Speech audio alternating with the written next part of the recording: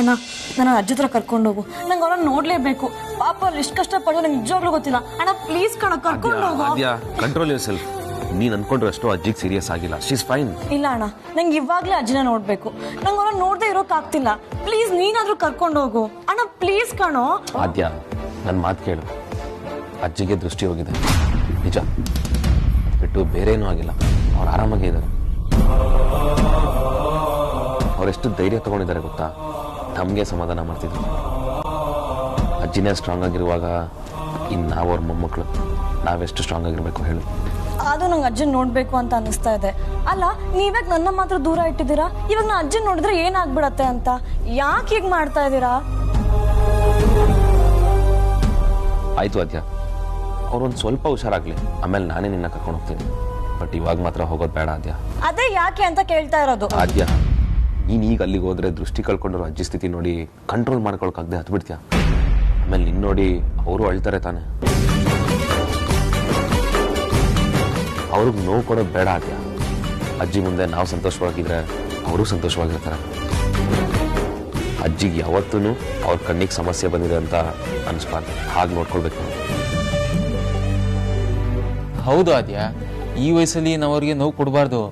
ಬೇಕಿದ್ರೆ ನೀನು ಅವ್ರ ಜೊತೆ ಫೋನಲ್ಲಿ ಮಾತಾಡುವಂತೆ. ಬಾ ಬಾ ಆದ್ಯ. ಹೋಗ್ಬಾರ್ದು, ಹೋಗು.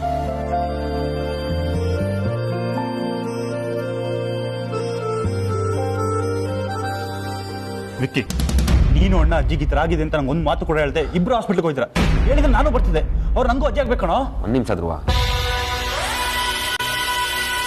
ನಿನ್ನ ಹತ್ರ ಸ್ವಲ್ಪ ಮಾತಾಡಬೇಕು. ಸರಿ.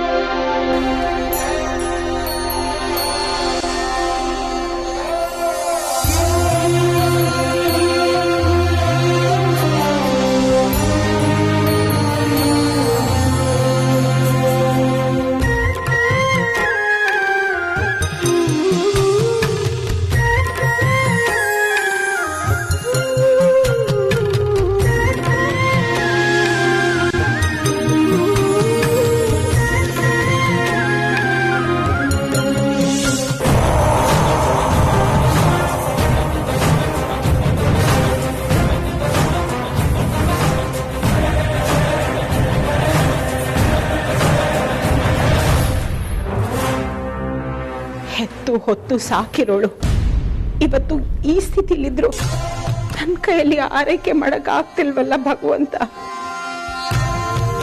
ಹತ್ರ ಹೋಗೋಣ ಅನ್ಕೊಂಡ್ರೆ ಸುಹಾಸಿನಿ ಇಲ್ಲೇ ಇದ್ದಾಳೆ.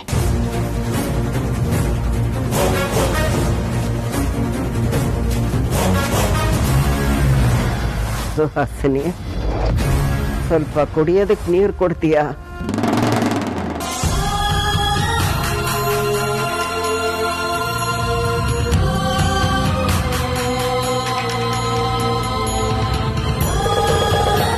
ಸುಹಾಸಿನಿ, ಸುಹಾಸಿನಿ, ನೀನಿಲ್ವಾ ಇಲ್ಲಿ? ನಾನು ಚೆನ್ನಾಗಿದ್ದಾಗ ನನ್ನನ್ನು ಸರಿಯಾಗಿ ನೋಡ್ಕೊಳ್ಳಿಲ್ಲ ನೀನು. ಈಗ ಕಣ್ಣು ಕಾಣದೇ ಇದ್ದಾಗಲಾದ್ರೂ ನನ್ನ ನೋಡ್ಕೋಬಾರ್ದಾ?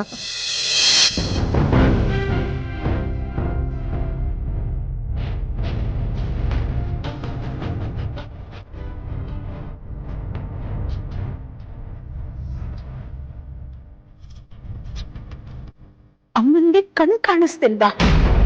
ದೃಷ್ಟಿ ಹೋಗ್ಬಿಡ್ತಾ? ಅಯ್ಯೋ, ಯಾಕಪ್ಪ ದೇವ್ರೆ, ಅಮ್ಮ ಏನ್ ತಪ್ಪು ಮಾಡಿದ್ರು ಅಂತ ಈ ವಯಸ್ಸಿನಲ್ಲಿ ಇವ್ರಿಗೆ ಈ ಶಿಕ್ಷೆ ಕೊಡ್ತಿದ್ಯಾ?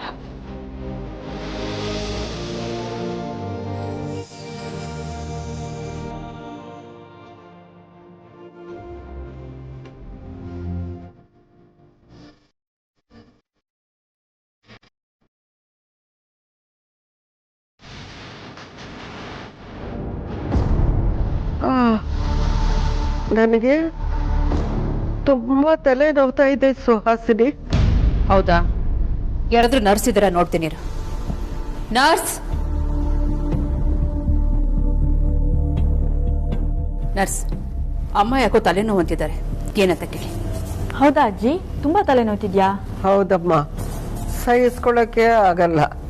ಇರಿ, ಒಂದು ಇಂಜೆಕ್ಷನ್ ಕೊಡ್ತೀನಿ, ಚೆನ್ನಾಗಿ ನಿದ್ದೆ ಬರುತ್ತೆ. ಸ್ವಲ್ಪ ರೆಸ್ಟ್ ಮಾಡಿ, ಎಲ್ಲ ಸರಿ ಹೋಗುತ್ತೆ, ಆಯ್ತಾ?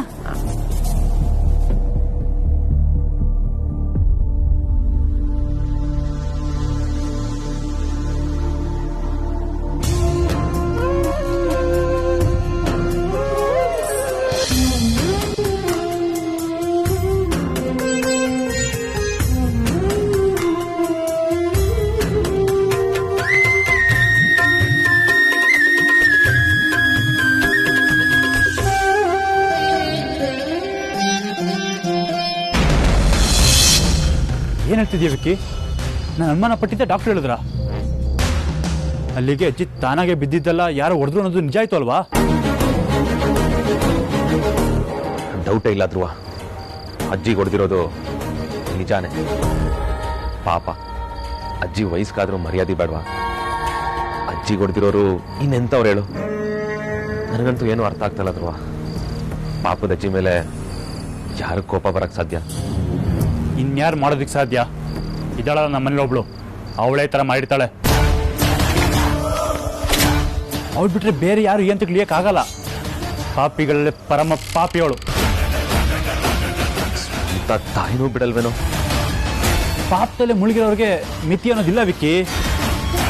ಅಂದ್ರೆ ಇದು ಅಜ್ಜಿನ ಸಾಯಿಸೋ ಪ್ರಯತ್ನ ಅಂತ್ಯ?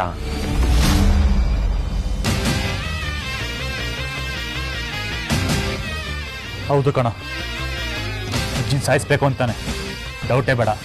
ಇದನ್ನ ಅವಳೇ ಮಾಡಿರ್ತಾಳೆ. ಅಜ್ಜಿನ ಸಾಯಿಸಿದ್ರೆ ಅವಳಿಗೆ ಏನು ಲಾಭ ಧ್ರುವ? ಅದು ಅವಳ ಲೆಕ್ಕಕ್ಕೆ ಮಾತ್ರ ಅರ್ಥ ಆಗುತ್ತೆ. ಯಾಕಂದ್ರೆ ನಮ್ಮಂಥವ್ರು ಯಾರು ಆ ಲೆವೆಲ್ಗಿಳ್ದು ಲಾಭದ ಬಗ್ಗೆ ಯೋಚನೆ ಮಾಡಲ್ಲ. ಅವಳು ಇರೋದೇ ಹಾಗೆ. ನಿಂಗಿದೆಲ್ಲ ವಸ್ತು, ಆದರೆ ನಾನು ತುಂಬ ನೋಡ್ಬಿಟ್ಟಿದ್ದೀನಿ. ಅವಳು ಕೆಲಸ ಆಗಬೇಕು, ಅವಳು ಅಂದ್ಕೊಂಡಿದ್ದಾಗಬೇಕು ಅಂದರೆ ಏನು ಬೇಕಿದ್ರೂ ಮಾಡ್ತಾಳೆ. ಅದು ಅಮ್ಮ ಆದರೂ ಸರಿ, ಮಕ್ಕಳಾದರೂ ಸರಿ. ಇಲ್ಲ ಧ್ರುವ, ಇದನ್ನ ಕಲ್ಪನೆ ಮಾಡ್ಕೊಂಡ್ರೆ ವಿಚಿತ್ರ ಅನ್ನಿಸ್ತಾ ಇದೆ. ನನ್ನ ಕೈಲಿ ಇದನ್ನ ನಂಬಕ್ಕಾಗ್ತಿಲ್ಲ ಕಣ. ನಂಬಲೇಬೇಕು ವಿಕ್ಕಿ. ಸಾಯಿಸ್ಬೇಕು ಅಂದ್ಕೊಂಡವ್ರಿಗೆ ಅಮ್ಮ ಆದ್ರೇನು ಮಕ್ಕಳಾದ್ರೇನು ಸಾಯಿಸ್ಬೇಕು ಅಷ್ಟೇ. ಆ ಸುವಾಸನಿಗೆ ಸಂಬಂಧಕ್ಕಿಂತ ಸ್ವಾರ್ಥನೇ ಮುಖ್ಯ. ಸ್ವಂತ ತಾಯಿನೇ ಸಾಯಿಸಕ್ ಪ್ರಯತ್ನ ಪಟ್ಟವಳು ನಮ್ಮನ್ನು ಬಿಡ್ತಾಳ? ಯೋಚನೆ ಮಾಡು.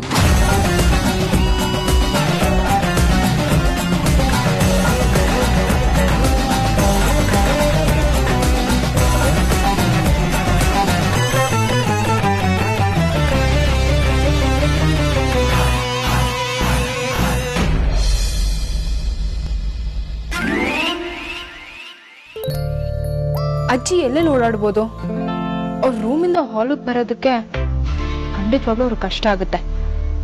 ನಾನೊಂದ್ಸತಿ ಟೆಸ್ಟ್ ಮಾಡಿ ನೋಡ್ತೀನಿ.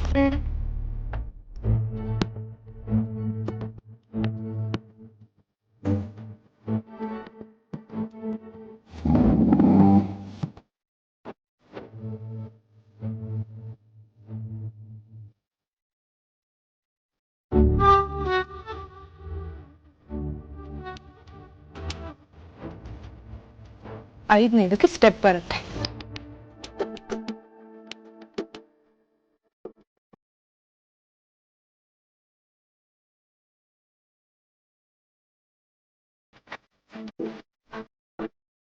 ಇಂಥದ್ದೆಲ್ಲ ಇಡಲೇಬಾರ್ದು.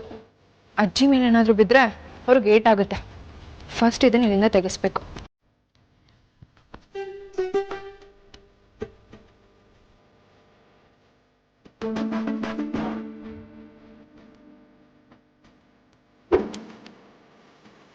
ಈ ಟೀಪಾಯಿನೂ ಇಲ್ಲಿಂದ ತೆಗೆಸ್ಬಿಡ್ಬೇಕು.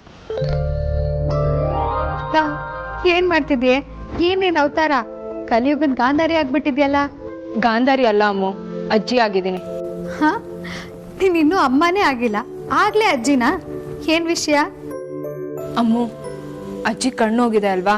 ಅವ್ರು ಹಾಸ್ಪಿಟಲಿಂದ ಡಿಸ್ಚಾರ್ಜ್ ಆಗಿ ಬಂದ್ಮೇಲೆ ಅವ್ರು ಓಡಾಡ್ಬೇಕಾದ್ರೆ ಯಾವ ಅಡೆತಡೆಗಳು ಬರಬಾರ್ದು ಅಂತ ಚೆಕ್ ಮಾಡ್ತಿದ್ದೆ. ಓ, ಅಜ್ಜಿ ಜಾಗದಲ್ಲಿ ನಿಂತು ಯೋಚನೆ ಮಾಡ್ತಿದ್ಯಾ? ಹೌದಮ್ಮು, ಹುಟ್ಟಿದಾಗ್ಲೇ ಕಣ್ಣಿಲ್ದಿರೋರ್ಗೆ ದೇವ್ರು ವಿಶೇಷವಾದ ಶಕ್ತಿ ಕೊಟ್ಟಿರ್ತಾನಂತೆ. ಅವರು ಸೌಂಡ್ ಮತ್ತೆ ಸ್ಮೆಲ್ಲಿಂದ ಅವ್ರ ಸುತ್ತಮುತ್ತ ಏನಿದೆ ಅಂತ ಗ್ರಹಿಸೋಕ್ ಸಾಧ್ಯ ಆಗುತ್ತೆ.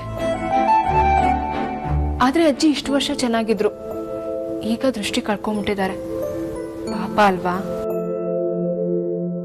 ಅದಕ್ಕೆ ಅವ್ರು ಓಡಾಡ್ಬೇಕಾದ್ರೆ ಅವ್ರ ಅಡ್ಡ ಯಾವ್ದು ಏನು ಸಿಕ್ಬಾರ್ದು ಅಂತ ಅಂದ್ಬಿಟ್ಟು ನಾನು ಚೆಕ್ ಮಾಡ್ತಿದ್ದೆ. ಅದ್ರ ಅಗತ್ಯನೇ ಇಲ್ಲ ಅಕ್ಕ. ನಮ್ಮ ಮನೇಲಿ ಎಷ್ಟು ಜನ ಇದೀವಿ, ಅವ್ರೊಬ್ರೇ ಆಗೋ ಪರಿಸ್ಥಿತಿ ಅಂತೂ ಬರೋದೇ ಇಲ್ಲ. ನಮ್ಮಲ್ಲಿ ಯಾರಾದ್ರೂ ಒಬ್ರು ಅವ್ರ ಜೊತೆಗಿದ್ದು ಅವ್ರಿಗೆ ಸಹಾಯ ಮಾಡಿದ್ರಾಯ್ತು. ಆಗ ಅವರು ಎಡವೋ ಸಂದರ್ಭ ಅಂತೂ ಬರೋದೇ ಇಲ್ಲ. ಹೌದಲ್ವಾ ಅಮ್ಮು, ನೀನ್ ಹೇಳಿದ್ ನಿಜಾನೇ. ನಾನು ಆ ಥರ ಯೋಚನೆನೇ ಮಾಡ್ಲಿಲ್ಲ. ಎಷ್ಟು ಸಿಲ್ಲಿಯಾಗಿ ಥಿಂಕ್ ಮಾಡ್ಬಿಟ್ಟೆ. ಛೇ, ಹಾಗೆಲ್ಲ ಅಂದ್ಕೋಬೇಡಕ್ಕ. ನೀನ್ ಯೋಚನೆ ಮಾಡಿದ್ರಲ್ಲಿ ಯಾವ ತಪ್ಪು ಇಲ್ಲ. ನೀನ್ ನಮ್ಮೆಲ್ಲರಿಗಿಂತ ಒಂದ್ ಹೆಜ್ಜೆ ಮುಂದೆ ಹೋಗಿ ಯೋಚನೆ ಮಾಡ್ತಿದ್ಯಾ. ಇದರಲ್ಲೇ ಗೊತ್ತಾಗುತ್ತೆ ನೀನ್ ಅಜ್ಜಿನ ಎಷ್ಟು ಕಾಳಜಿ ಮಾಡ್ತೀಯಾ ಅಂತ. ಅವ್ರ ಪರಿಸ್ಥಿತಿ ನೆನ್ಸ್ಕೊಂಡ್ರೆ ನಂಗೆ ತುಂಬಾ ಬೇಜಾರಾಗುತ್ತಮ್ಮು. ಇನ್ ಮುಂದೆ ಅವ್ರ ಜೊತೆನೆ ಯಾವಾಗ್ಲೂ ಇರೋ ತರ ನಾವ್ ಯಾರಾದ್ರೂ ಒಬ್ರು ಜವಾಬ್ದಾರಿ ತಗೊಳ್ಬೇಕು. ಕರೆಕ್ಟ್ ಅಕ್ಕ. ಮನೇಲಿ ಜನಸಂಖ್ಯೆಗೆ ಏನು ಕೊರತೆ ಇಲ್ಲ. ಅಟ್ ಎನಿ ಕಾಸ್ಟ್ ಅಜ್ಜಿಗೆ ತನ್ನ ಒಂಟಿ ಅನ್ನೋ ಫೀಲ್ನ ನಾವ್ ಯಾವತ್ತೂ ಕೊಡ್ಬಾರ್ದು. ನಾವ್ ಯಾರಾದ್ರೂ ಅವ್ರ ಜೊತೆ ಯಾವಾಗ್ಲೂ ಇದ್ರೆ ಅವ್ರಿಗೆ ಸಹಾಯನೂ ಆಗುತ್ತೆ, ಜೊತೆಗೆ ತಾನು ಒಂಟಿ ಅಲ್ಲ ಅಂತಾನೂ ಫೀಲ್ ಆಗುತ್ತೆ. ಸರಿ, ಇನ್ ಮುಂದೆ ಹಾಗೆ ಮಾಡೋಣ. ದಡ್ಡಿ ನಾನು, ತಲೆ ಒಳ್ದೇ ಇರ್ಲಿಲ್ಲ. ಏನೇನೋ ಮಾಡ್ಕೊಂಡು ಹುಚ್ಚಾಟ ಮಾಡ್ತಿದ್ದೆ. ಅಯ್ಯೋ, ಪರವಾಗಿಲ್ಲ ಬಿಡಕ್ಕ.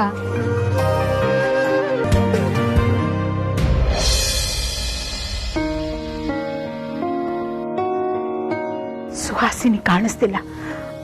ಅಮ್ಮನ್ನ ಹತ್ರದಿಂದ ನೋಡ್ತೀನಿ.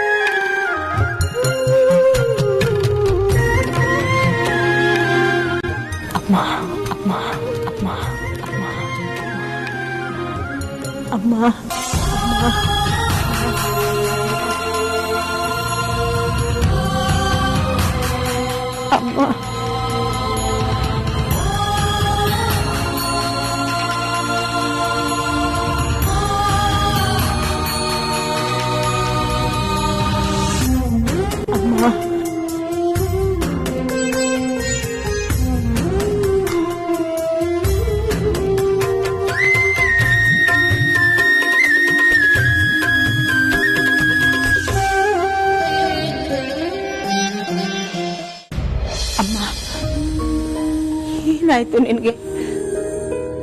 ಯಾಕೆ ಹೀಗೆಲ್ಲ ಆಗೋಯ್ತು? ನಾನು ನಿನ್ನನ್ನು ನೋಡ್ಬೇಕು ಅಂತಾನೆ ಬಂದೆಮ್ಮ. ಆದ್ರೆ ಈ ಪರಿಸ್ಥಿತಿಲಿ ನಿನ್ನ ನೋಡ್ತೀನಿ ಅಂತ ಅನ್ಕೊಂಡಿರ್ಲಿಲ್ಲ. ನಮ್ಮನ್ ಸಾಕೋದಲ್ದೆ ನನ್ನ ಮಕ್ಕಳನ್ನು ನೋಡ್ಕೊಂಡಿದ್ಯಾ. ನನ್ನ ಮಕ್ಕಳ ಹತ್ರ ನಾನೇ ನಿನ್ನ ಹೆತ್ತ ತಾಯಿ ಅಂತ ಹೇಳ್ಕೊಡೋ ಅವಕಾಶನೂ ಇಲ್ಲ. ಕೊನೆಗೆ ನಾನೇ ನಿನ್ನ ಮಗಳು ವೈದೇಹಿ ಅಂತ ಹೇಳೋಣ ಅಂತ ಬಂದ್ರೆ ನಿನ್ ಕಣ್ ಮುಂದೆ ಇದ್ರು ಕೂಡ ನೀನ್ ನನ್ನ ನೋಡಕ್ಕಾಗಲ್ವಲ್ಲಮ್ಮ. ಯಾಕಮ್ಮ, ಯಾಕೆ ಎಲ್ಲ ಕಷ್ಟನೂ ನಾನೇ ಅನುಭವಿಸ್ಬೇಕು? ನಂಗೆ ಯಾಕೆ ಈ ಶಿಕ್ಷೆ?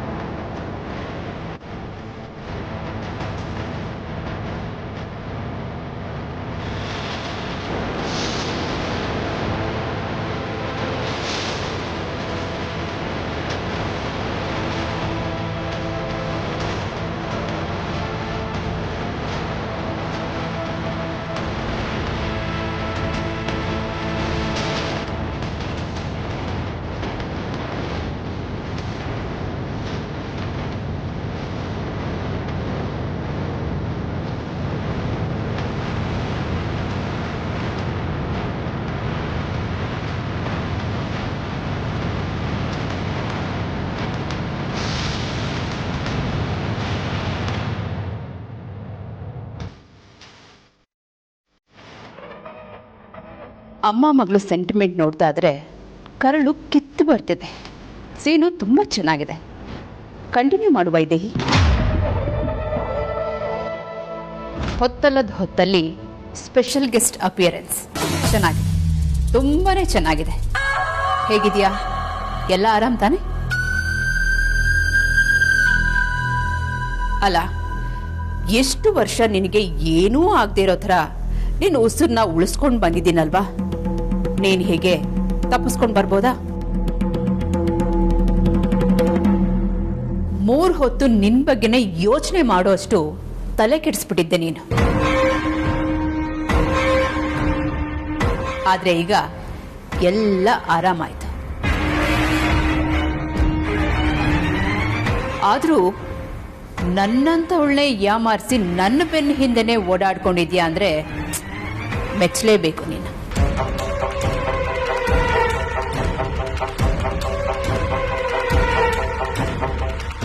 ವೈದೇಹಿ, ಯಾಕೇನು ಮಾತಾಡ್ತಿಲ್ಲ? ನೀನ್ ಇಲ್ಲಿಗೆ ಬಂದಿದ್ದೆ ಅಮ್ಮನ ಜೊತೆ ಮಾತಾಡ್ಬೇಕು ಅಂತಲ್ವಾ? ಮಾತಾಡು. ನಿನಗೆ ತೃಪ್ತಿ ಆಗೋಷ್ಟು ಮಾತಾಡು. ಇನ್ಮೇಲೆ ನೀನು ಅಮ್ಮನ ಜೊತೆ ಯಾವತ್ತೂ ಮಾತಾಡಕ್ಕಾಗಲ್ಲ. ಅದಕ್ಕೆ ಈಗಲೇ ಮಾತಾಡ್ಬೇಡ. ಇದೇ ನಿಮ್ಮಿಬ್ಬರ ಕೊನೆ ಭೇಟಿ. ಕಣ್ ತುಂಬ ನೋಡ್ಕೊಂಡ್ಬೇಡ.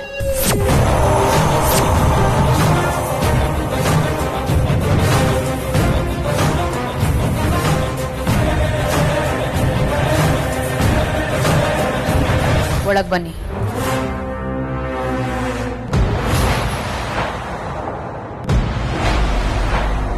ಏನ್ ಮುಖ ನೋಡ್ತಿದ್ದೀರಾ? ಹೇಳ್ಕೊಂಡು ಹೋಗಿ ಇವಳನ್ನ. ಸುಹಾಸಿನಿ, ನಿಂಗಮ್ಮಯ್ಯ ಅಂತೀನಿ, ನನ್ನ ಮಕ್ಕ ನರಕಕ್ಕೆ ಹಾಕ್ಬಿಡ. ನನಗೆ ಮಕ್ಕಳು ಅಮ್ಮ ಎಲ್ಲರೂ ಸಿಕ್ಕಿದ್ದಾರೆ. ಮತ್ತೆ ಅವರನ್ನ ನನ್ನಿಂದ ದೂರ ಮಾಡ್ಬೇಡ. ನನ್ನಿಂದ ನಿನಗೆ ಏನು ತೊಂದರೆ ಆಗಲ್ಲ. ನೀನ್ ಹೇಗೆ ಹೇಳ್ತೀಯೋ ನಾನು ಹಾಗೆ ಕೇಳ್ಕೊಂಡಿರ್ತೀನಿ. ನನ್ನ ಮಕ್ಕಳು ನನ್ನ ಕಣ್ ಮುಂದೆ ಇದ್ರೆ ನಂಗೆ ಅಷ್ಟೇ ಸಾಕು. ಕೈ ಮುಗಿತೀನಿ, ನನ್ನ ಮಕ್ಕಳಿಂದ ಮಾತ್ರ ನನ್ನನ್ನು ದೂರ ಮಾಡಬೇಡ.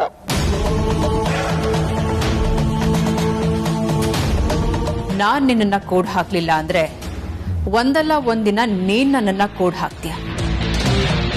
ಯಾವುದೇ ಕಾರಣಕ್ಕೂ ನಾನ್ ನಿನ್ನನ್ನ ಬಿಟ್ಬಿಡಲ್ಲ.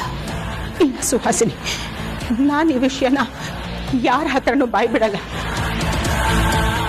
ಸಾಯೋವರೆಗೂ ನನ್ನ ಮಕ್ಕಳಿಗೆ ನಾನೇ ನಿಮ್ಮ ತಾಯಿ ಅಂತ ಯಾವ ಕಾರಣಕ್ಕೂ ಹೇಳಲ್ಲ.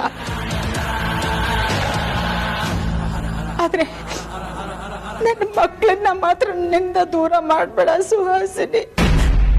ನೀನು ನಿನ್ ಮಕ್ಳ ಹತ್ರ ಏನೂ ಹೇಳಲ್ಲ ಅಂತ ನಾನು ಹೇಗ್ ನಂಬಲಿ ವೈದೇಹಿ?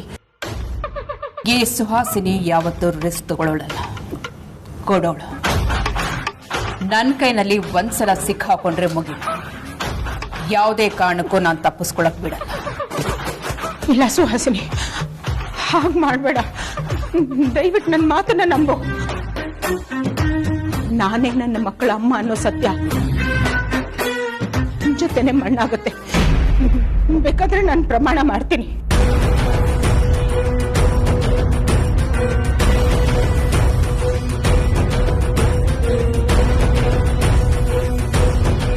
ಸುಹಾಸಿನಿ, ನಾನು ನಿನ್ನ ಅಕ್ಕ ಅನ್ನೋ ಕಾರಣಕ್ಕಾದ್ರೂ ನನ್ನ ಮೇಲೆ ಕರುಣೆ ತೋರಿಸು. ಆಸ್ತಿನೆಲ್ಲ ನೀನೇ ಇಟ್ಕೊ, ನನಗೇನು ಬೇಡ. ನನ್ನ ಮಕ್ಕಳಿಂದ ಮಾತ್ರ ನನ್ನನ್ನು ದೂರ ಮಾಡಬೇಡ ಸುಹಾಸಿನಿ, ಪ್ಲೀಸ್.